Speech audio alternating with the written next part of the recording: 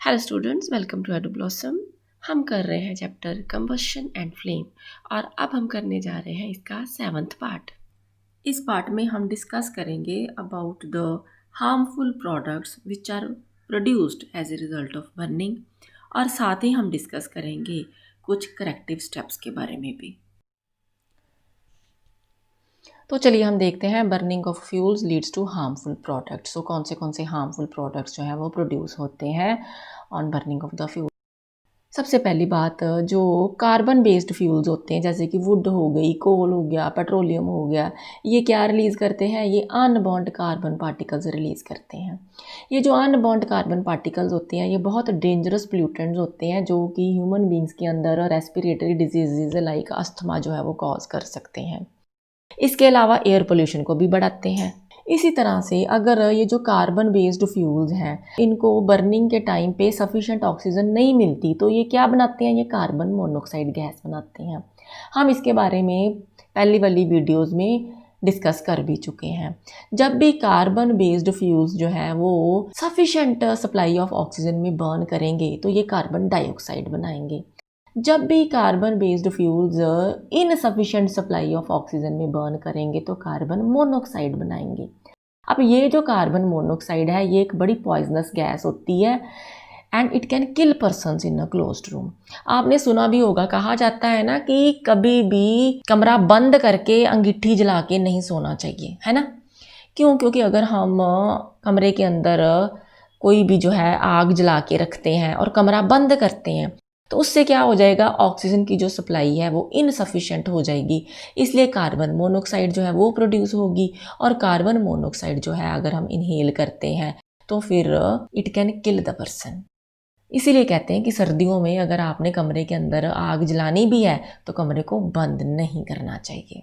और carbon based fuels जो हैं अगर वो सफिशिएंट सप्लाई ऑफ ऑक्सीजन में भी बर्न करते हैं तभी कार्बन डाइऑक्साइड तो रिलीज़ करते ही है ना। अब ये जो कार्बन डाइऑक्साइड है ये क्या करती है? ये ग्लोबल वार्मिंग जो है वो कॉज करती है। कैसे? क्योंकि कार्बन डाइऑक्साइड को हम ग्रीन हाउस गैस भी मानते हैं। तो ग्रीन हाउस गैस से क्या होता है कि ग्लोबल वार्मिंग होती है, यानी कि अर्थ का टेम्परेचर जो है वो राइज कर जाता है। जब अर्थ का टेम्परेचर राइज करता है तो और तो बहुत सारे नुकसान होंगे ही होंगे। इसके अलावा क्या है? ग्लेशियर मेल्ट करना शुरू कर देंगे।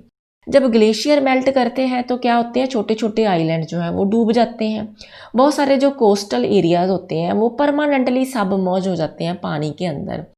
यही नहीं, ग्लोबल वार्मिंग जो है ना वो हमारे पूरा जो सीजनल साइकिल होता है ना इकोसिस्टम का उसको भी डिस्टर्ब करता है।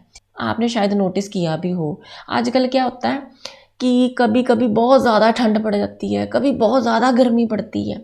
और जब बरसात का सीज़न होता है तब नहीं बारिश होती, जब बरसात का सीज़न ख़त्म होता है तब बारिश होती है। वैसे भी जो सीजन्स है ना वो अपने टाइम से पीछे चल रहे हैं, यानी कि जो हमारा सीजनल पैटर्न है ना वो पूरा का पूरा डिस्टर्ब हो गया है because of the global warming. तो ये इकोसिस्टम के लिए एक अलार्मिंग सिचुएशन बन गई है and it is one of the major concerns for human population कि ग्लोबल वार्मिंग जो है ये अच्छी बात नहीं है। इसलिए कार्बन डाइऑक्साइड कम रिलीज़ होनी चाहिए। ये कब होगा? जब हम कम फ्यूल्स बर्न करेंगे। ठीक है जी। इसी तरह से burning of coal and diesel ये क्या रिलीज़ करता है? ये सल्फ़र डाइऑक्साइड जो है उसको रिलीज़ करते हैं।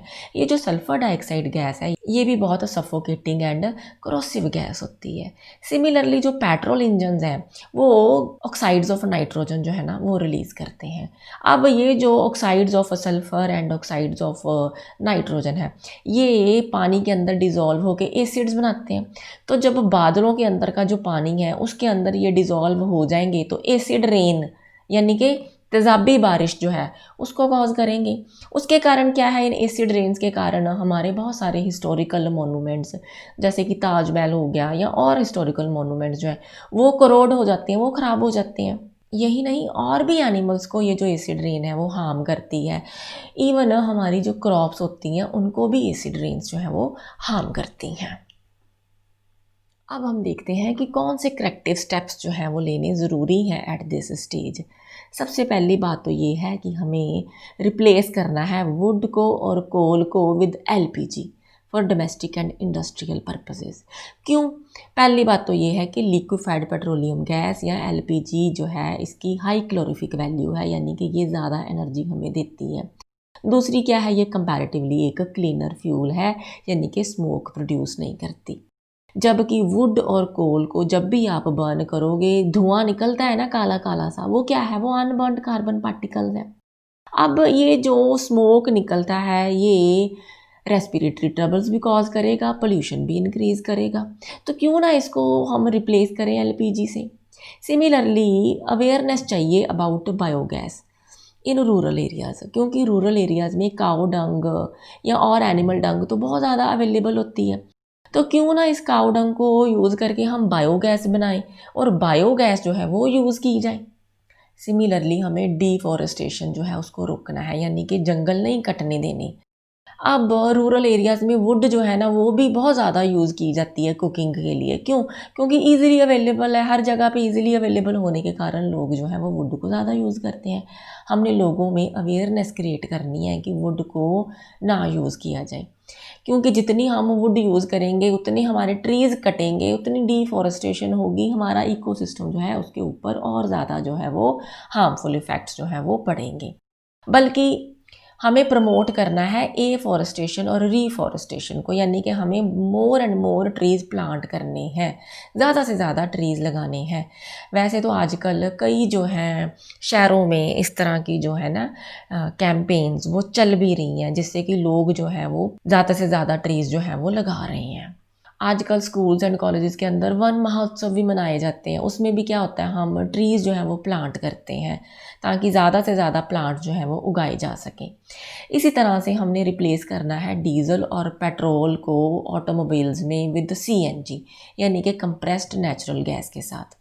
ये भी क्यों करना है? क्योंकि ये एक क्लीनर फ्यूल है। एक तो ये ज़्यादा एनर्जी देगा सीएनजी, सेकंड क्या है, ये कोई भी अनवांटेड या अनडिज़ायरेबल सब्सटेंसेस नहीं छोड़ता after combustion. So it is a better fuel as compare to diesel and petrol. जबकि डीजल और पेट्रोल जो है उसके कंबशन से जो है कई तरह के हार्मफुल प्रोडक्ट्स जो हैं वो प्रोड्यूस होते हैं, जो कि हमारे इन्वायरमेंट को पोल्यूट करते हैं, यानी कि इन्वायरमेंट पोल्यूशन को बढ़ा देते हैं। तो ये भी एक ज़रूरत है। देन हमें प्रमोट करना है यूज़ ऑफ पब्लिक ट्रांसपोर्ट, यानी कि बजाय इसके कि हर कोई अपनी कार लेके जा रहा है, हमने पब्लिक ट्रांसपोर्ट यूज़ करनी है, हमने बस को यूज़ करना है, ठीक है। और कार में भी जाना हुआ तो पूल इन करो, जैसे अगर 2-4 लोगों ने एक ही जगह पे जाना है तो एक ही कार पे चले जाएं, पूल इन कर लें। तो ये भी हमें जो है ना इसके बारे में भी अवेयरनेस जो है वो क्रिएट करने की ज़रूरत है। इसी तरह से अवॉइड यूजिंग फायर क्रैकर्स, ये जो हम दिवाली पे या और कई मौक़ों पर पटाखे चलाते हैं ये बहुत ज़्यादा पोल्यूशन क्रिएट करते हैं। तो पोल्यूशन जो है वो हमारे लिए एक मेजर कंसर्न है। हमने आज की जनरेशन स्पेशली जो यंगस्टर्स हैं उनको अवेयर करना है कि हमें फायर क्रैकर्स के क्या नुकसान हैं, हमें फायर क्रैकर्स को यूज़ नहीं करना चाहिए। हमें अपने एनवायरनमेंट को बचाने के लिए कुछ तो ये करेक्टिव स्टेप्स लेने ही होंगे। So with this, the chapter combustion and flame is over. See you all in the next video with some other topic. Thank you so much.